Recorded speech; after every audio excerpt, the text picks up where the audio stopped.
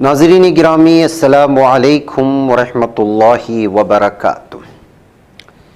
सीधी बात के ताज़ा तरीन प्राइम टाइम में आप लोगों का इस्तकबाल है। नाज़रीन गिरामी, मैं अंसार अज़ीज़ नदवी इस वक्त आप लोगों के सामने कुछ अहम तरीन ख़बरें, कुछ वायरल वीडियोस और कुछ तनकीदी तज़्ज़िये लेकर के हाजिर हुआ। तफसीलात में जाऊँ उससे पहले आप लोगों से दरख्वास्त है कि जिन अहबाब ने हमारे चैनल को सब्सक्राइब नहीं किया है वो कर लें और इदारे को ज़रूर मजबूत करें। ये आप लोगों की ज़िम्मेदारी है ताकि हम अपनी सर्विस को लगातार आप लोगों के सामने पेश करें और अपने अखराजात को पूरा कर सकें।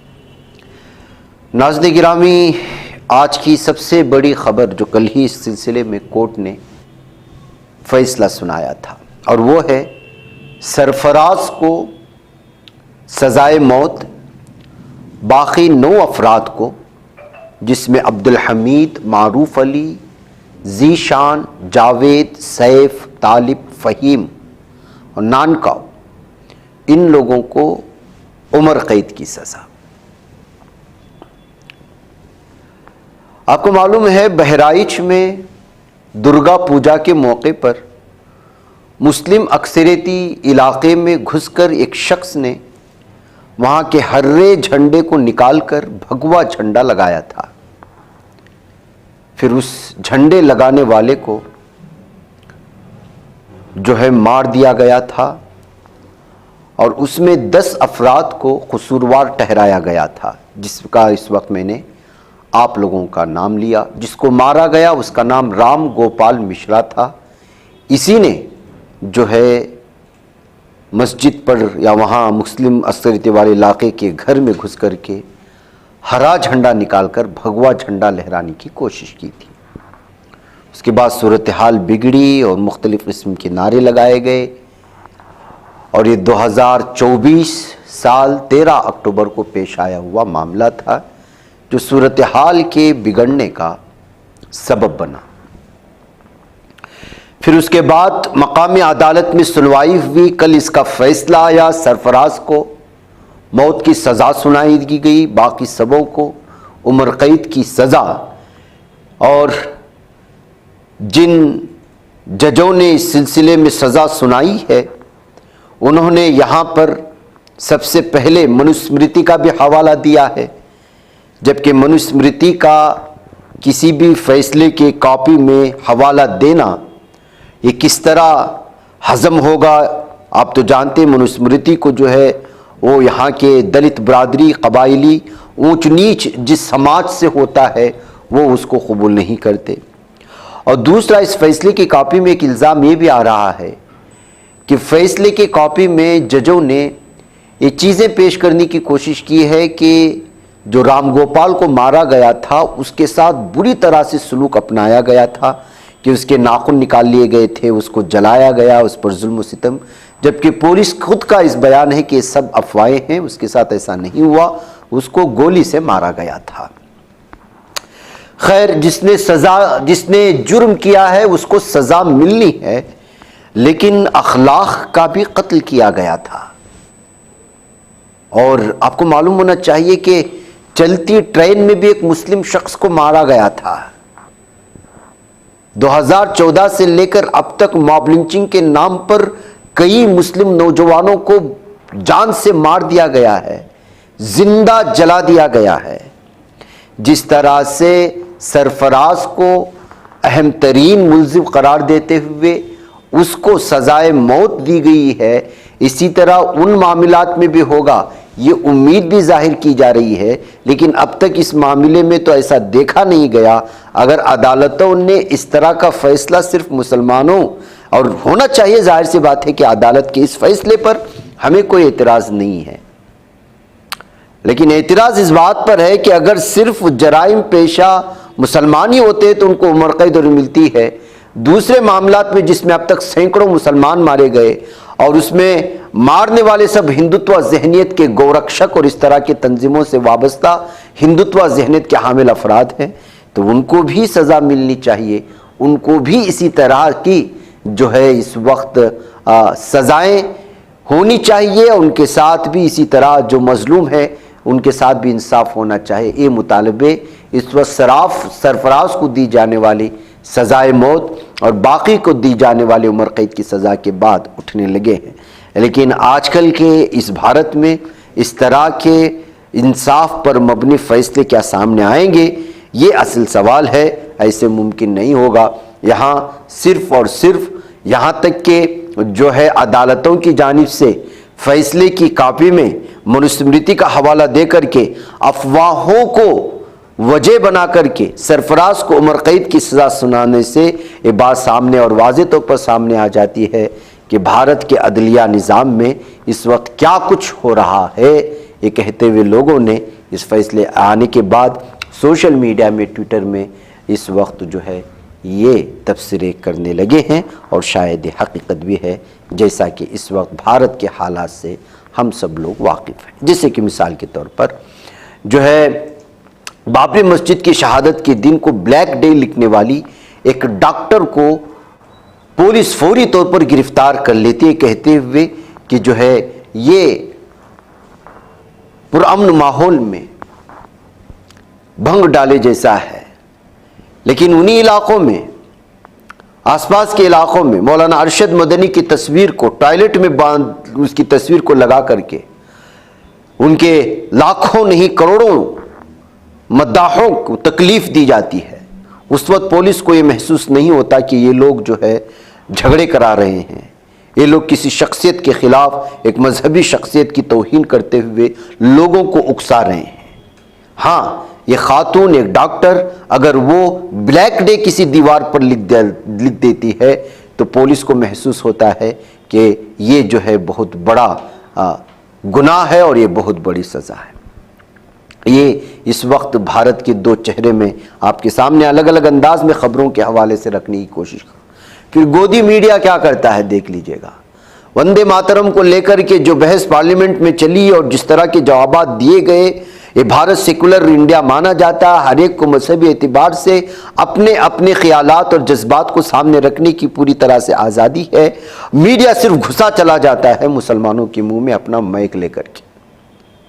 वंदे मातरम ऐसा लगता है कि जो है जिस तरह जय श्री राम बोलने के लिए हिंदुत्व दहशतगर्द दरिंदे कोशिश करते हैं तनहा मुसलमानों को कभी ट्रेन में पकड़ करके, कभी रास्ते में पकड़ करके, कभी खेतों में पकड़ करके, उसी तरह मीडिया दूसरे अंदाज में अब माइक और पूरा ऑफिशियली तौर पर मुसलमानों के एरिया में घुसता है और मुसलमानों के मुंह में माइक घुसेड़ता है और कहता है कि वंदे मातरम क्यों नहीं बोलते, क्या एतराज़ात हैं। ये भी एक किस्म के गोदी मीडिया के जो ये लोग हैं, ये भी पूरी तरह से अब ऐसा लगता है कि हिंदुत्व ज़हनियत, वो हिंदुत्व ज़हनियत के वो गुंडे हैं जो अनऑफिशियल हैं और इनके हाथ में माइक देकर के इनको ऑफिशियल गुंडे बना दिया गया है। ये कहते हुए इस तरह की वीडियो पर तबसरे होते हैं। मैं दोनों वीडियो सुनाऊंगा। वंदे मातरम पर एक तरफ बहस चल रही है, ये माइक लेकर के जो है यहाँ पर मुसलमानों के एरिया में घुस गए। अब उसको इमाम साहब ने भी वहाँ साफ तौर पर भगा दिया कहते हुए, और एक शख्स ने तो बाकायदा बुरी तरह से उसको जो है ये किया। दोनों वीडियो में आपको सुनाऊंगा। इन लोगों के साथ यही होना चाहिए।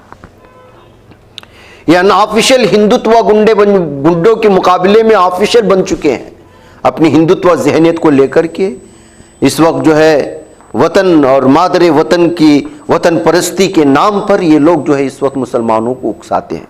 जैसे अभी दिल्ली में पेश आने वाले हादिसात के बाद, बम धमाकों के उस वारिदात के बाद और भयानक उस हादिसे के बाद, जैसे मुसलमानों के इलाकों में घुस करके बुर्खापोश ख़वातीन को देख देख करके कुछ एंकर्स जाकर, रिपोर्टर्स जाकर के उनके मुंह से उगलवाने की कोशिश कर रहे थे कि जो है सिर्फ मुसलमान ही दहशतगर्द क्यों होता है, और उसको उस वक्त सही जवाब भी दिए जा रहे थे।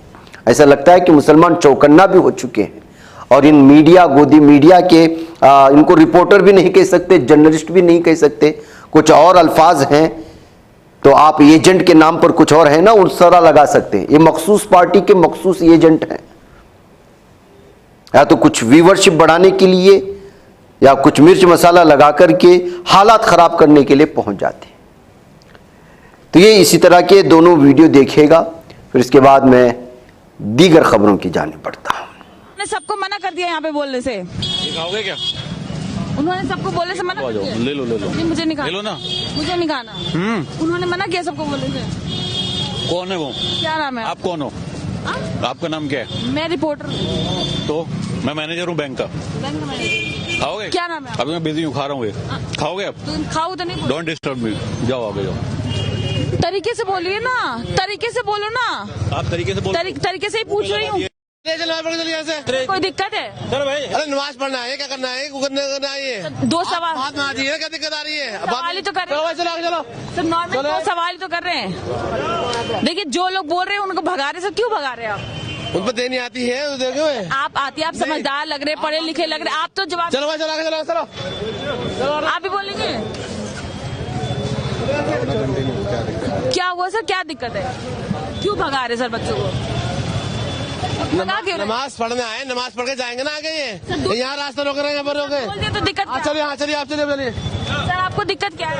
अरे कोई दिक्कत नहीं है भाई, नमाज पढ़ने के लिए आए, भीड़ रोक के आप लोगों ने यहाँ पर। अब मैं इस 2 मिनट तो बात कर आई चलिए, बात तो कर लीजिए। चलो ऐसा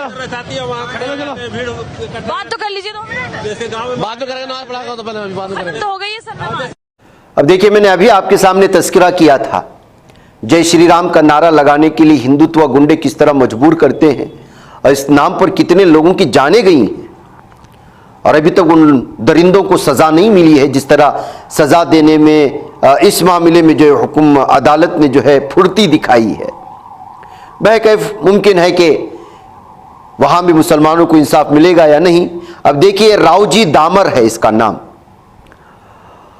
और ये ट्राइबल कम्युनिटी से ताल्लुक रखता है। मध्य प्रदेश के झाबुआ में ये हिंदुत्व गुंडे उसे रोक करके जय श्री राम के नारे लगाने पर मजबूर कर रहे हैं।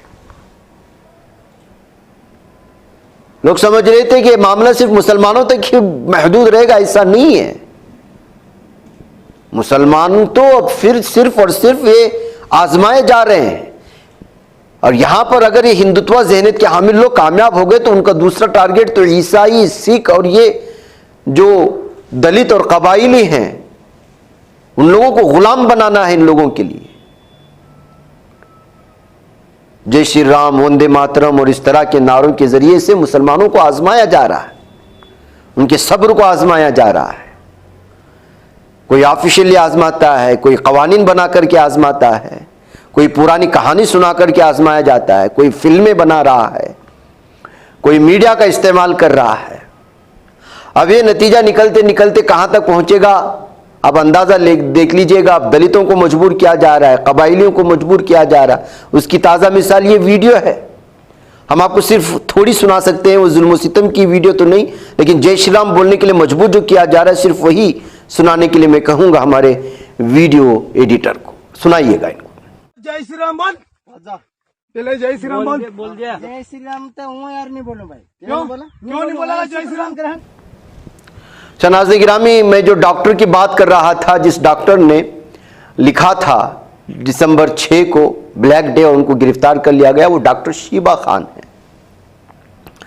और इन पर इल्ज़ाम लगाया गया कि इंसाइटिंग क्रिमिनल वायलेंस।